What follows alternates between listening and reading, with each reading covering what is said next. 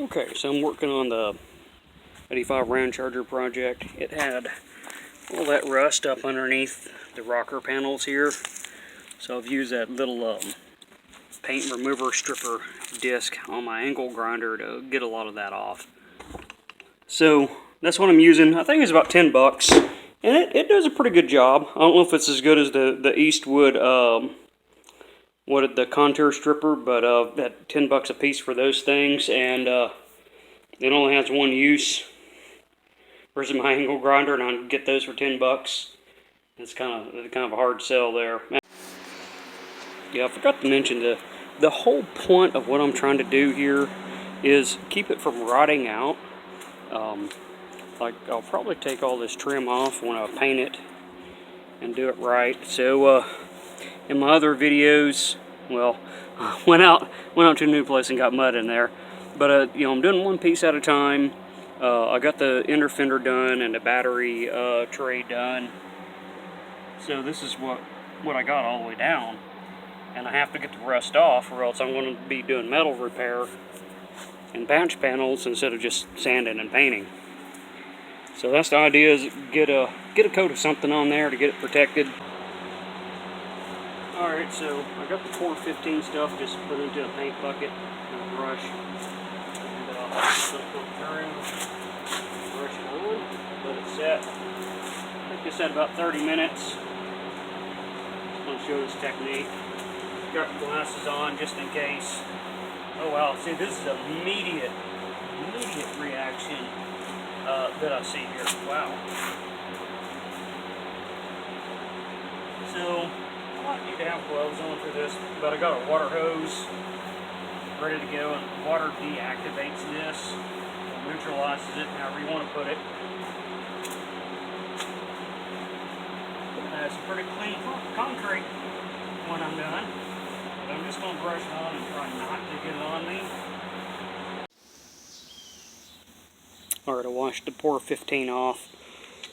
I might come back with another coat tomorrow, but it looks like it did the job.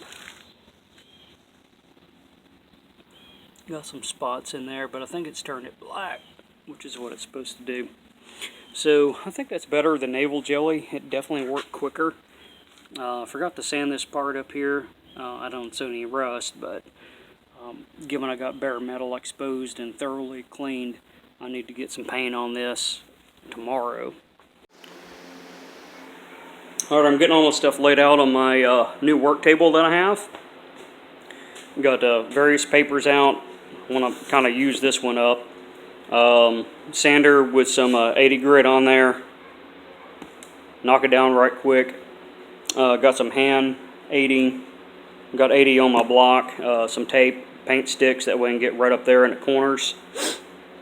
So yet again, when I go to do a final paint job and do the gloss black, I'm going to have all the trim off. But this is repair the rust, so I'm not doing metal repair. Oh yeah, 180 right here, some hand sand 180. And then I got a new product that a professional was telling me about that he uses. This is the Merc sand, I forgot what they call that stuff.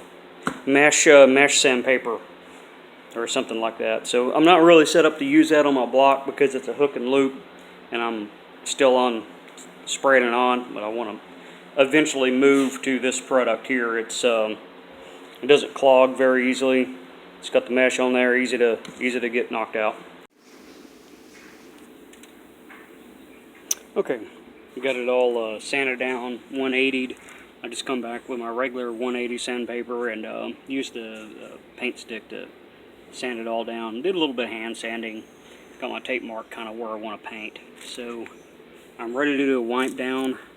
One thing that I noticed up underneath on the little bit heavier rust, the 415 didn't do very good.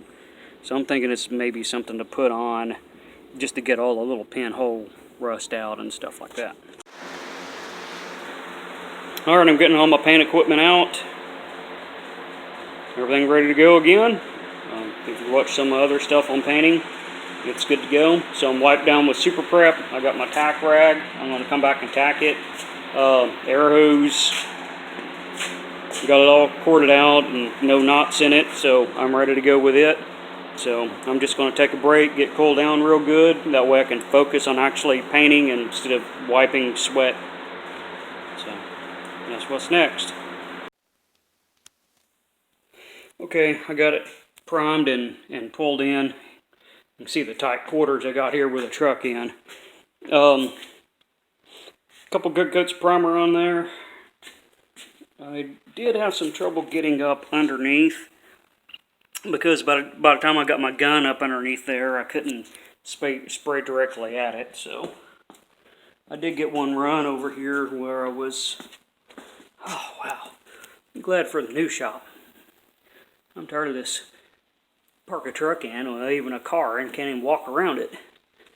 But I got to run back in the corner there, but I think that'll be fine. The rest of it come out pretty good. We'll see when all the stuff right away. Trying to wipe sweat. Anyways, it's hot and muggy and sweaty, but I got it in, got it done. Now I can cool down and go do other stuff. So that's kind of the whole idea of what I do, the do-it-yourself. You know, do the little piece, do what you can, and move on. All right, so primed the other day. It's been, what I did, I just cleaned the gun and then I pulled the Ramcharger in and just let it sit here and bake.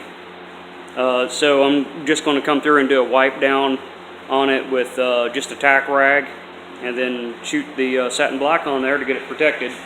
So I got everything cleaned out of this bay, that door closed. I'm going to turn the fan over there off. I jacked it up because I was having trouble getting up underneath there. So hopefully they'll fix that. So I think I'm about ready. I got a little light in here kind of shining in this general area so I can see up underneath it. And I'm not worried about that tire and wheel. You can get a little paint on it. So about to knock it out. Like I said, get that fan turned off so I'm not stirring up dust. I'm swept up. So it should be about as good as it's going to get for this kind of a paint job. Okay, I got the satin black sprayed on there. My gun started messing up on me a little bit. As soon as I hooked the air to it, air come out. Not air and paint, just air come out. So I had to hurry up, and I was focusing on why the paint gun wasn't working right, and thankfully have a little valve on the gun so I can turn the air on and off and let the compressor catch up. So we'll see how it turns out. It's covered. And that's the whole point of this, is just give it the protection until I can actually get on this project and actually paint it. So I got to figure out what is going on with my paint gun over here, and why oh, there's our focus. My smartphone don't want to focus sometimes.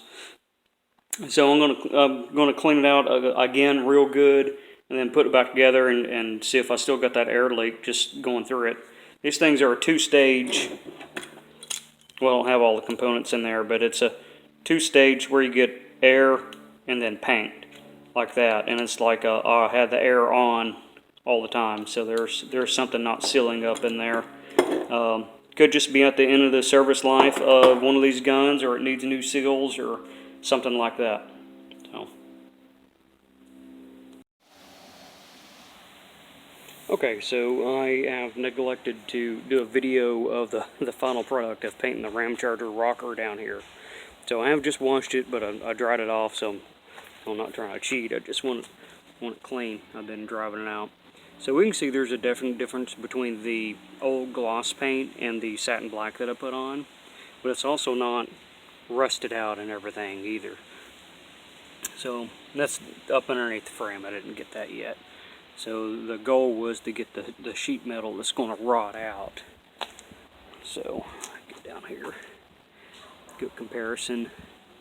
So it is there, you can see it, but it's much better, and that'll be a good base. I can come back and block that out later, and go back with gloss black. That is the goal, is to go back with gloss black. I don't think I'm going to satin black this out. So as you can see, you know, it's a process to get one of these vehicles repaired. And if I just drive the vehicle, or let it set. It's in of itself, it cannot fix itself. It cannot make itself better. So it takes an outside force. So that's kind of the same thing as whenever someone decides to change their life around and follow Jesus Christ and surrender to Him, the Holy Spirit comes into them and starts doing these little things, like this rocker arm here on the Ramcharger, and how I did the engine work, and how I have this different wheel on here that looks better. It's cleaner than the other one. It's little things that add up that make a person better and stronger. Same thing with this vehicle. So little equals big. But unfortunately, that's the way it is. It's a process to have one's life changed to be Christ-like. It's not instant.